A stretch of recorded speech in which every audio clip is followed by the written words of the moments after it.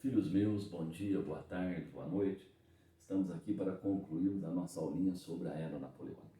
Como eu disse para vocês, Napoleão, no intuito de conquistar mercados para a crescente indústria francesa e, ao mesmo tempo, no intuito de difundir pelo continente europeu as ideias que fizeram com que a França revolucionária derrubar a estrutura do antigo regime, implantar uma nova forma de governo, estabelecer a isonomia e etc. e tal, Napoleão fez suas tropas marcharem de Lisboa até Moscou. Mas as guerras napoleônicas elas foram mais caras, digamos assim, do que a França poderia suportar, tanto em perdas materiais quanto em perdas humanas. E Napoleão acabou sendo derrotado. Pós derrubarem Napoleão e restabelecerem o antigo regime na França, restabelecerem o governo dos Bourbons, as grandes potências europeias vitoriosas contra a França bonapartista, quem eram estas potências? A Inglaterra, a Áustria, a Prússia e a Rússia, elas organizaram o famoso Congresso de Viena. O Congresso de Viena, ele tinha os seguintes objetivos básicos. Primeiro, restaurar todas as casas reais depostas ou pela Revolução ou por Napoleão Bonaparte, pelas guerras napoleônicas.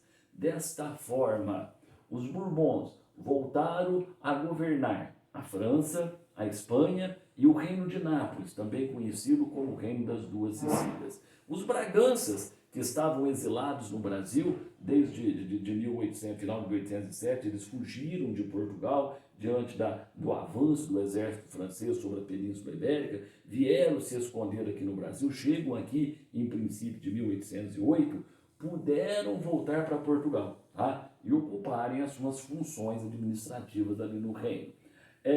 O Papa restabeleceu a autoridade sobre os estados pontifícios, os estados italianos que pertenciam à Igreja Católica, que eram governados pela Igreja Católica.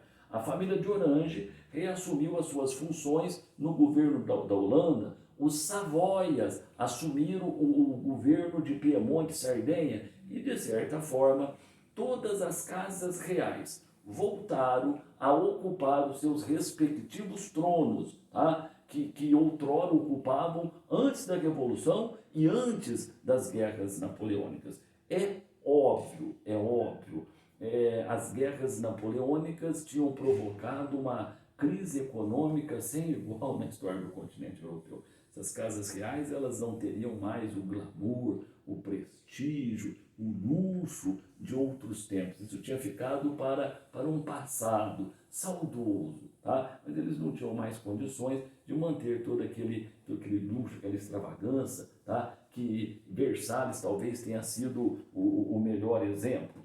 Por outro lado, tá? Ficou determinado também que cada país voltaria a ter as fronteiras que possuía em 1792, o ano que foi proclamada a Primeira República Francesa.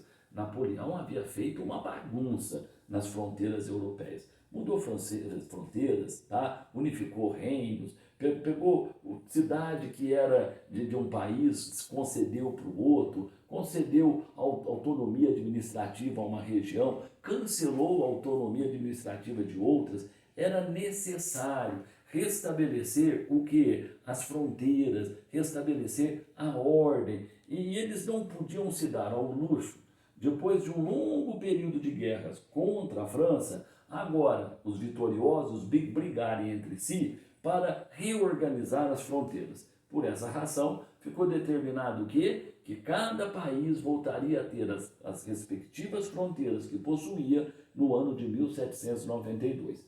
Por outro lado, tá? nós não podemos esquecer disso, o Congresso ele é ultraconservador, ele vai ter uma preocupação muito grande de impedir que outros movimentos revolucionários liberais, inspirados nas ideias do iluminismo, viessem a eclodir no continente europeu.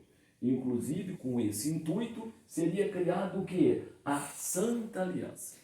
Composta por tropas austríacas, prussianas e russas, ela tinha como maior propósito o quê? Sufocar possíveis movimentos liberais, manter a ordem, o conservadorismo, os privilégios da nobreza, os privilégios do clero e, acima de tudo, o poder absoluto dos reis.